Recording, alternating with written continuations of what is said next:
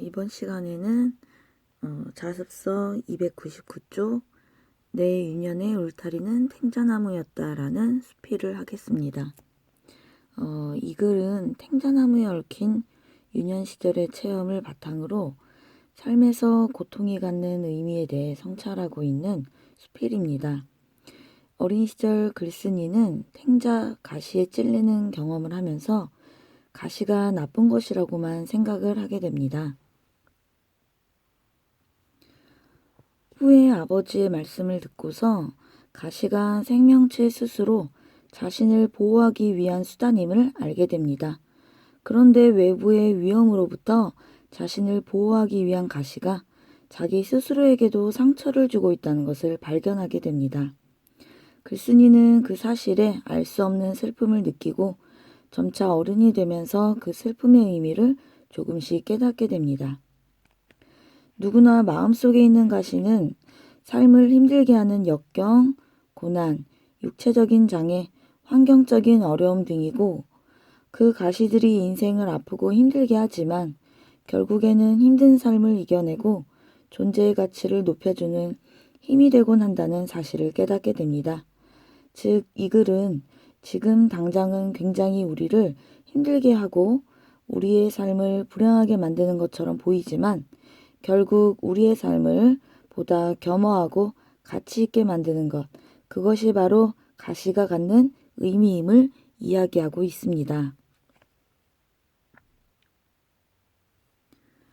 이 글의 갈래는 수필이고요. 그리고 주제는 삶의 고통에 대한 인식의 변화와 깨달음입니다. 앞에서 얘기했듯이 체험을 통해서 깨달은 가시의 의미를 삶의 고통을 긍정적인 태도로 받아들이고 슬기롭게 대처하면 오히려 성숙의 원동력이 되고 인생의 소중함과 고통의 깊이를 깨닫고 겸허함을 배울 수 있다는 글쓴이의 생각이 잘 드러나 있는 수필입니다. 가시라는 자연물에 빗대어서 주제를 효과적으로 전달하고 있습니다. 그리고 예시의 방법을 활용하고 있고요. 그리고 탱자나무와 관련된 일상의 경험을 통해서 삶의 교훈을 이끌어내고 있습니다. 본문 들어가겠습니다. 어린 시절 내 손에는 을에 탱자 한두 개가 쥐어져 있고는 했다. 어린 시절을 떠올리고 있죠. 그래서 과거 회상 추억을 떠올리고 있습니다. 탱자 나무와 관계된 추억이죠. 탱자가 물렁물렁해질 때까지 쥐고 다니는 버릇이 있어서 내 손에서는 늘 탱자 냄새가 났었다. 쥐고 다니는 버릇 때문에 탱자 냄새가 났다라는 이야기를 하고 있습니다. 크고 노랗게 잘 익은 것은 먹기도 했지만 아이들은 먹지도 못할 푸르스름한 탱자들을 일 없이 따다가 아무데나 던져놓고는 했다. 여기에서 아이들은 아무데나 심심풀이로 탱자들을 가지고서 다녔다, 가지고 놀았다라는 걸 알 수가 있습니다. 나 역시 그런 아이들 중에 하나였는데 그렇게 따도 탱자가 남아돌 만큼 내가 살던 마을에는 집집마다 탱자나무 울타리가 많았다. 그만큼 이 마을은 탱자나무가 많았던 그 고향이라는 것을 알 수가 있습니다. 지금도 고향 하면 탱자의 시큼한 맛, 그 다음에 탱자처럼 노랗게 된 손바닥, 오래 남아있던 탱자, 냄새 같은 것이 먼저 떠오른다. 고향 하면 떠오르는 것이 탱자라는 것이죠. 이것을 맛과 색깔, 그 다음에 냄새로 고향을 떠올리고 있습니다. 그리고 뾰족한 탱자 가시에 침을 발라 손바닥에도 붙이고 코에도 붙이고 놀던 생각이 난다. 탱자 가시를 가지고서 놀던 어린 시절을 떠올리고 있습니다. 가시를 붙인 손으로 악수하자고 해서 친구를 놀려주던 놀이가 우리 사이에서 한창일 때도 있었다. 자그마한 소읍에서 자라는 아이들이 할 수 있는 놀이란 고작 그런 것이었다. 조그마한 마을이기 때문에 놀잇감이 많지 않아서 이것을 가지고 이 탱자의 가시를 가지고서 놀았다라는 것을 알 수가 있습니다. 그래서 탱자 가시에 찔리곤 하는 것이 예사였는데 한 번은 가시 박힌 자리가 성이 나서 손이 퉁퉁 부었던 적이 있다. 가시에 찔렸던 경험을 얘기하고 있습니다. 그래서 탱자 가시에 찔리곤 하는 것이 예사였는데 한 번은 가시 박힌 자리가 성이나 손이 퉁퉁 부었던 적이 있다. 자신의 그 경험, 다쳤던 경험을 얘기하고 있죠. 그 탱자 가시에 찔렸던 경험입니다. 벌겋게 부어오른 상처를 보면서 나는 생각을 했습니다. 왜 탱자나무에는 가시가 있는 것일까? 찔레꽃, 장미꽃, 아카시아, 가시를 가진 꽃이나 나무들을 차례로 꼽아보았다. 아마도 그 가시들에는 독이 들어있을 거라고 혼자 멋대로 단정해버렸다. 그 부어오른 상처, 그 가시 박힌 그 경험을 통해서 글쓴이는 독이 있는 것이다 라고 그 가시를 부정적으로 판단을 해버렸습니다. 단정해버렸다라고 얘기를 하고 있죠. 얼마 후에 아버지는 내게 가르쳐 주셨다. 가시에 독이 있는 것이 아니고 그저 아름다운 꽃과 열매를 지키기 위해 그런 나무들에는 가시가 있는 거라고. 그러니까는 그 나무들은 꽃과 열매를 지키기 위해서 가시가 있는 것이다 라고 아버지께서 가르침을 주셨습니다. 여기는 이제 자신을 지키기 위한 무기라고 나와 있죠.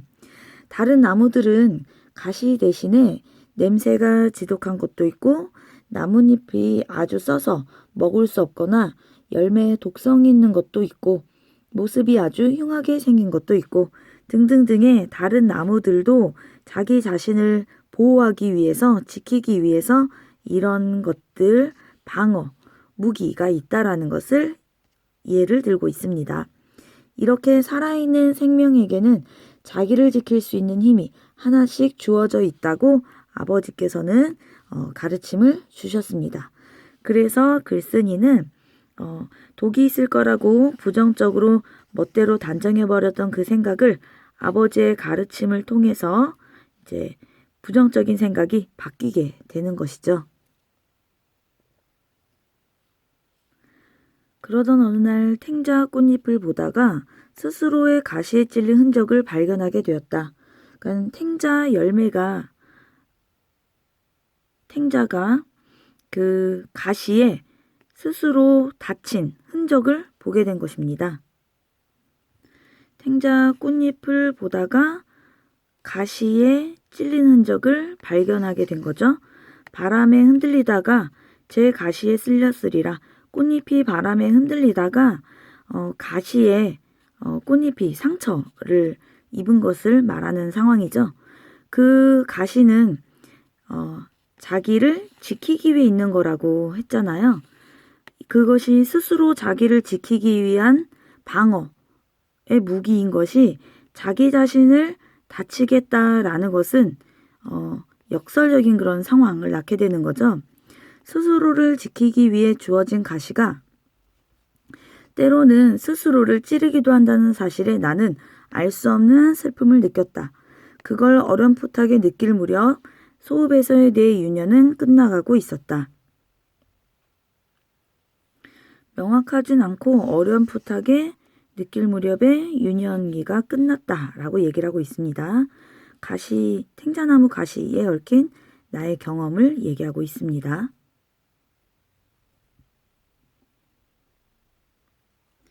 언제부턴가 내 손에는 더 이상 둥글고 향긋한 탱자 열매가 들어있지 않게 되었다. 어린 시절에 그 마을에서 탱자 그 열매를 가지고 놀았다라고 얘기를 했었죠. 그러면은 그 시기가 지났다라는 얘기고요. 이제 그 열매가 들어있지 않고 이제 그 손에는 무거운 책가방, 영어 단어장, 그 다음에 누군가를 향해 던지는 돌멩이, 때로는 술잔이, 또는 친구나 애인의 따뜻한 손을 잡고 다니던 때도 없진 않았지만 그 후로는 무거운 장바구니, 빨랫감, 행주, 걸레 같은 것을 들고 있을 때가 더 많았다. 유년기가 지나서 그 이후에 그 글쓴이의 살아온 과정을 얘기하고 있습니다. 생활의 짐은 한 번도 더 가벼워진 적이 없으며 그러는 동안 내 속에는 날카로운 가시들이 자라나기 시작했다. 가시는 고통. 그것은 이제 아까 앞에서 얘기했듯이 탱자 나무와 관계돼서 얘기를 하면은 자신을 방어하기 위한 것이었죠. 근데 그것은 자기에게 상처, 고통이 되기도 합니다. 여기서 생활의 짐은 이제 생활의 어려움, 생활의 고통, 삶의 무게 등이 되겠죠. 앞에서 살아오는 과정을 얘기했던 부분에 보면 책가방, 단어장, 돌멩이 등등등등을 이야기하는 것이겠죠. 살아오는 과정에서 경험했던 고통, 어려움, 힘든 상황들을 얘기한 것입니다. 그만큼 삶이 힘들었다라는 얘기를 하는 것이고요. 그러는 동안에 내 속에는 날카로운 가시들이 자라나기 시작했다. 힘겨운 삶 속에서 나를 지키기 위한 힘이 자라나기 시작했다.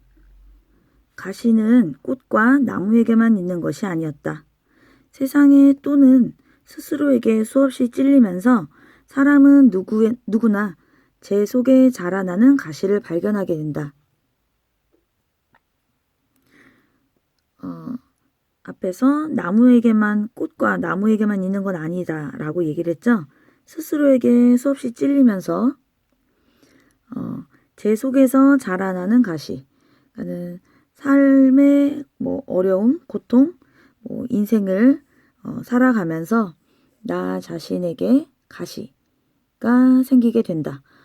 나 자신을 향한 가시일 수도 있고 다른 사람을 향한 그런 가시일 수도 있는 거겠죠. 한번 심어지고 나면 쉽게 뽑아낼 수 없는 탱자나무 같은 것이 마음에 자리 잡고 있다는 것을 뽑아내려고 몸부림칠수록 가시는 더 아프게 자신을 찔러댄다는 것을 알게 되었다. 그 탱자나무와 같은 그 가시는 뽑아낼 수 없는 것. 살아가면서 감수해야 하는 것. 모두가 겪는 고통, 각자의 그 삶의 위치에서 각자의 삶을 살면서 각각이 겪는 사람들의 무게, 각각 자신이 감수해야 되는 짐들을 이야기하는 거겠죠. 그것을 뽑아내려고 몸부림칠수록 가시는 더 아프게 자신을 찔러댄다. 삶을 살아가면서 겪는 고통, 사람마다 각각 다른 고통을 겪게 되겠지만 그 각각이 가지고 있는 그 고통을 피하려고 할수록 그 고통은 깊어진다, 심해진다 라는 것을 얘기하고 있습니다. 그 후로 내내 크고 작은 가시들이 나를 키웠다. 그 가시들이 나를 키웠다라는 얘기는 가시는 삶의 고통을 얘기하는 거겠죠. 그 고통을 가시로 표현을 함으로 인해서 이제 추상적인 개념을 구체적으로 표현했다라고 말하고 있는 거고요. 그 가시들, 삶의 고통들이 나를 성장하게 만들었다. 정신적으로 성장하게 되었다라는 것을 얘기하고 있습니다. 아무리 행복해 보이는 사람에게도 그를 괴롭히는 가시는 있게 마련이다. 모든 사람은 각각의 고통을 겪는다라는 것이겠죠. 어떤 사람에게는 용모나 육체적인 장애가 가시가 되기도 하고 어떤 사람에게는 가난한 환경이, 어떤 사람에게는 나약하고 내성적인 성격이, 어떤 사람에게는 원하는 재능이 없다는 것이 가시가 되기도 합니다. 그리고 그 가시 때문에 오래도록 괴로워하고 삶을 혐오하게 되기도 합니다. 이것은 이제 그 가시를 부정적으로 인식한 그런 삶을 얘기하게 되겠죠. 로트레크라는 화가는 부유한 귀족의 아들이었지만 사고로 인해 두 다리를 차례로 다쳤다. 여기선 이제 이 화가는 육체적인 장애가 이 화가에게 가시가 되는 경우가 되겠죠. 그로 인해 다른 사람보다 다리가 자유롭지 못했고 다리 한쪽이 좀 짧았다고 한다. 다리 때문에 비관한 그는 방탕한 생활 끝에 결국 불우한 생을 마감했다. 그 로트레크라는 화가는 자신의 육체적인 장애를 그 가시로 인식을 했고 그 가시를 부정적으로 생각을 했던 거죠. 그러나 그런 절망 속에서 그렸던 그림들은 아직까지 남아서 전해진다. 이 화가가 남긴 그림은 아직까지 명성이 전해져 오고 있다. 이 그림은 바로 이 화가의 가시로 인해서 나타나게 된 긍정적인 측면이 되겠죠. 그 가시로 인해 로트레크가 생각했던 자기 자신의 가시, 자신의 고통으로 인해서 이 화가의 그림이 남아있다라는 것은 이 로트레크의 존재 가치를 알 수 있는 것이죠. 가시의 긍정적인 측면을 얘기하고 있습니다. 내 다리 한쪽이 짧지 않았더라면 나는 그림을 그리지 않았을 것이다 라고 그는 말한 적이 있다. 그에게 있어서 가시는 바로 남들보다 약간 짧은 다리 한쪽이었던 것이다.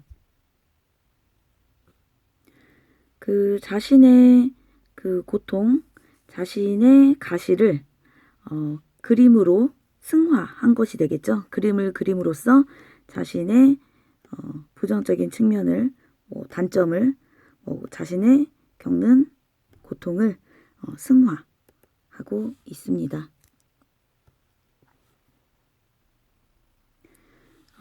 로트레크의 그림만이 아니라 우리가 오래 고통받아 온 것이 오히려 존재를, 나의 가치를 들어 올리는 힘이 되곤 하는 것을 겪곤 한다. 이것이 바로 가시, 고통은 가시가 되는 거죠. 본인에게. 이것이 오히려 나의 가치를, 나의 존재를 부각시켜주는, 나의 가치를 드러내주는 힘이 된다라는 것입니다. 그 나의 고통이 나에게 오는 부정적인 것이 나에게 오는 고난이 나를 더 성숙하게 나를 가치 있는 존재로 만들어준다 라고 얘기하는 이 부분이 바로 글쓴이가 말하고자 하는 것이 되겠죠. 그러니 가시 자체가 무엇인가 하는 것은 그리 중요한 문제가 아닐지 모른다. 어차피 뺄 수 없는 삶의 가시라면 삶을 살아가는 데 있어서 모든 사람에게 각자 자신에게 가시가 생긴다라고 했었죠. 그것을 뺄 수 없으니 그것을 어떻게 받아들이고 다스려 나가느냐가 더 중요하지 않을까 싶다. 글쓴이의 가치관을 알 수가 있습니다. 이런 고통을 뺄 수 없다면 받아들이고 그것을 오히려 승화시키자. 받아들이고 그것을 더 나의 존재 가치를 드러내는데 활용하자라는 얘기를 하고 있습니다.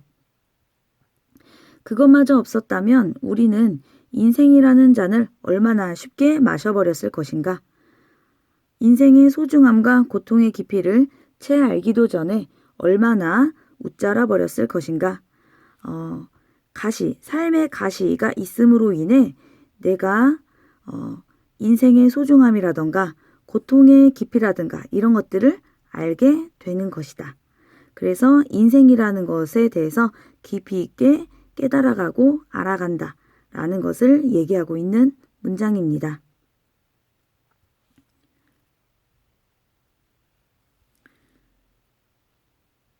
실제로 너무 아름답거나 너무 부유하거나 너무 강하거나 너무 재능이 많은 것이 오히려 삶을 망가뜨리는 경우를 자주 보게 된다. 겸손하지 않는 그런 자세를 얘기하는 거겠죠.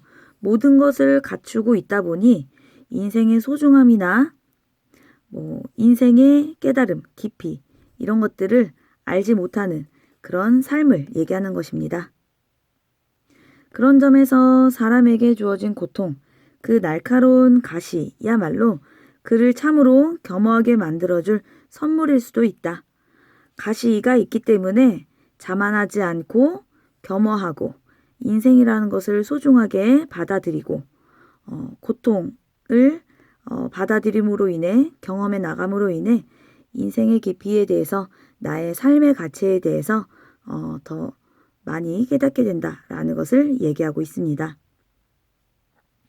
그리고 뽑혀지기를 간절히 바라는 가시야말로 우리가 더 깊이 끌어안고 살아야 할 존재인지도 모른다. 뽑혀지기를 간절히 바라는 가시 같은 경우는 본인이 내 스스로가 감당하기가 너무 힘든 고통이라고 느끼게 되는 거겠죠. 이것이 우리가 더 깊이 끌어안고 살아야 할 것이 아닌가라고 얘기를 하고 있습니다. 그러니까는 고통을 오히려 나의 살아가는 힘에 될 수 있도록 나의 원동력, 내 인생의 원동력이 될 수 있도록 해야 한다라는 말입니다.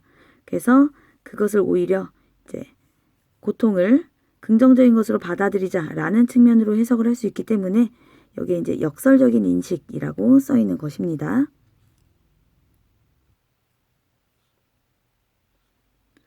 가시 박힌 상처가 벌겋게 부어올라 마음이 쉽게 가라앉지 않는 날. 가시 박힌 상처가 부어올라 쉽게 가라앉지 않는다라는 것은 심한 고통, 내가 감당하기 힘든 고통으로 상처를 입었던 걸 얘기하겠죠. 절망적인 상황일 때 나는 고향의 탱자나무 울타리를 떠올리곤 한다. 그때 고향의 탱자나무 울타리 같은 경우는 가시라는 것에 대해서 다시 한번 생각을 해보게 되고 그리고 그것으로 인해서 그 고통을 수용하고 받아들였던 그것을 얘기하는 거겠죠. 마음의 상처를 치유하는 것을 얘기하고 있습니다. 둥근 탱자를 손에 쥐고 다니던 그때, 탱자 가시로 장난을 치곤 하던 그때, 내 삶에 이런 가시들이 돋아나리라고는 짐작조차 할 수 없었던 그때, 그 평화롭던 유년의 울타리가 탱자나무로 되어 있었다는 사실이 내게는 어떤 전원처럼 받아들여진다. 그 유년 시절을 얘기함으로 인해서 가시들이 살아가면서 겪는 고통들이 돋아나리라고는 짐작할 수 없었던 그 유년 시절. 그때 탱자나무 울타리가 있었잖아요. 이것을 통해서 미리 삶에는 이런 가시들이 많다라는 것을 이야기하는 듯이 느껴진다라고 얘기를 하고 있습니다. 어린 시절에는 삶의 고통이나 인생을 살아가는 데서의 고난 이런 것들을 어릴 때는 잘 느끼지 못하잖아요. 조금씩 커 나가면서 삶이라는 것은 이런 여러 가지 가시들이 많다라는 것을 알게 되는 거죠. 내게 열매와 꽃과 가시를 처음으로 가르쳐준 나무. 인생에는 이렇게 가시가 있단다라고 알려줬던 그 나무. 내가 살아가면서 잃어버려야 할 것과 지켜가야 할 것을 동시에 보여준 나무. 살아가면서 잃어버려야 할 것, 버려야 하는 것들이 되겠죠. 그 삶에서 오는 고난이나 고통이나 힘겨움 이런 것들은 나에게 긍정적인 영향을 미치지 않는다면 버려야 될 것이고 지켜가야 할 것 같은 경우는 인생에 대한 소중함, 긍정적인 삶의 태도 이런 것들이 되겠죠. 그것을 동시에 보여준 나무. 그러면서 나와 함께 좁은 나이테를 늘려가고 있을 탱자나무. 지금 우리와 비교하자면 지금 우리는 공부하기 싫은데 해야 한다라는 것, 하기 싫은데 해야 하는 것, 이것이 이제 하기 싫은 그 고통이라고 한다면은 그건 가시가 되겠죠. 근데 이 가시를 지나가면 수용하면 받아들이게 되면 우리는 좋은 점수를 받게 된다는 가시의 긍정적인 역할을 생각해 볼 수가 있습니다. 나는 소중한 존재이기 때문에 이러한 것들을 잃어버려야 할 것과 지켜가야 할 것을 깨닫고 삶을 살아간다면 나의 존재는 드러난다. 이 고통을 수용하고 받아들이고 긍정적으로 이끌어 나간다면 내가 미래에 하고 싶은 것을 할 수 있다. 내가 원하는 것을 얻을 수 있다. 라는 것으로 우리의 미래를 생각해 보면서 이 글 계속 읽어 나가겠습니다. 눈앞에 그 지풀은 생자나무를 떠올리고 있으면 부어오른 마음도 화가 나거나 너무나 힘들어서 고통스럽거나 하는 마음도 조금은 가라앉게 되는 것이다.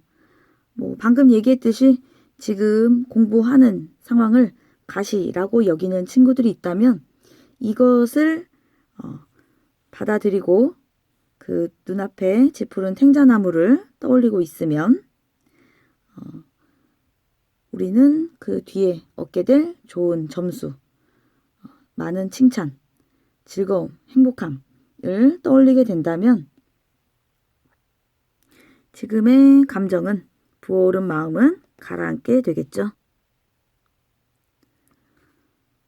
언젠가 탱자나무 울타리를 다시 지나게 된다면 아마도 나는 그 사이에 더 굵어진 가시들을 조금씩 조심조심 어루만지면서 무어라 중얼거릴 것이다. 굵어진 가시들이라는 것은 이제 나이가 들어가는 것이 되겠죠.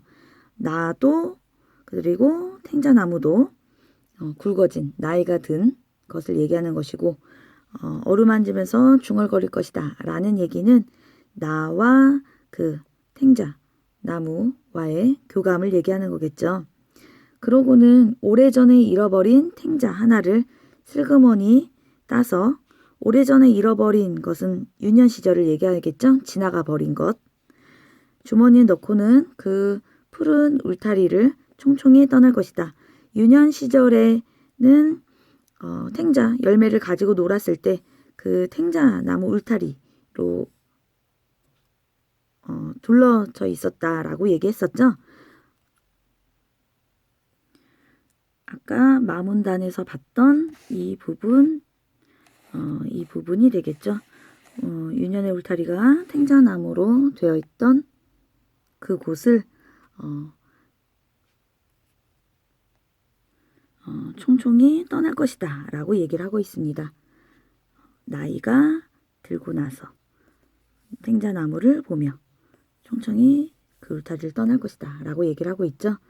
만일 가시들 사이에서 키워낸 그 향기로운 열매, 그 가시들 사이에서 키워낸 열매는 바로 결실이 되겠죠. 그 가시로 인해 얻게 되는 것, 가시의 존재를 통해서 얻게 되는 것, 가시의 그 날카로움을 극복하고 얻게 되는 결실, 이것을 내게도 허락해 준다면 이렇게 총총히 떠날 것이다 라고 얘기를 하고 있습니다.